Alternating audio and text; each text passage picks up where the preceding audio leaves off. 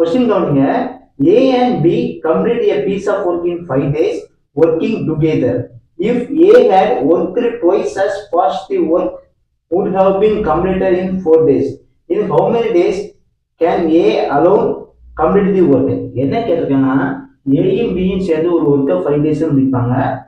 ஏ எவ்வளோ வேலை பார்க்குறோம் அதை டபுளாக இன்க்ரீஸ் பண்ணாங்கன்னா, ஓகேங்களா, ஏயும் பியும் சேர்ந்து 4 days முடிப்பாங்க. அப்படின்னா ஏ மட்டும் அந்த ஒர்க்கை தனியாக பார்த்தா எத்தனை நாள் முடிப்பாங்கன்னு கேட்குறாங்க.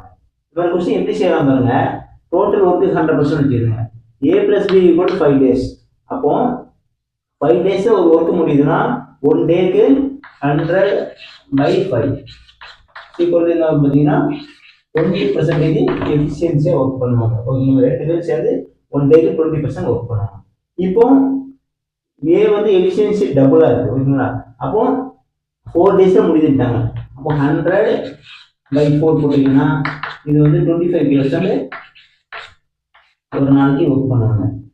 ஓகேங்களா, ஸோ இப்போ பார்த்தீங்கன்னா ஒரு நாளைக்கு 5% இன்க்ரீஸ் ஆகுது. எதனாலனா ஏ வந்து டபுளாக ஒர்க் பண்ணுறாங்க. அப்போ ஏ வந்து இனிஷியலாக எவ்வளோ ஒர்க் பண்ணியிருப்பாங்க, 5% ஒர்க் பண்ணியிருப்பாங்க.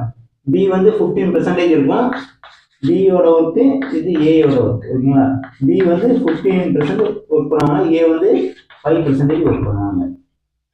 ஸோ ஏ வந்து ஒரு நாளைக்கு 5% ஒர்க் பண்ணாங்கன்னா இண்டிவிஜுவலாக ஒர்க் பண்ணுறதுக்கு 100/5 = 20 days.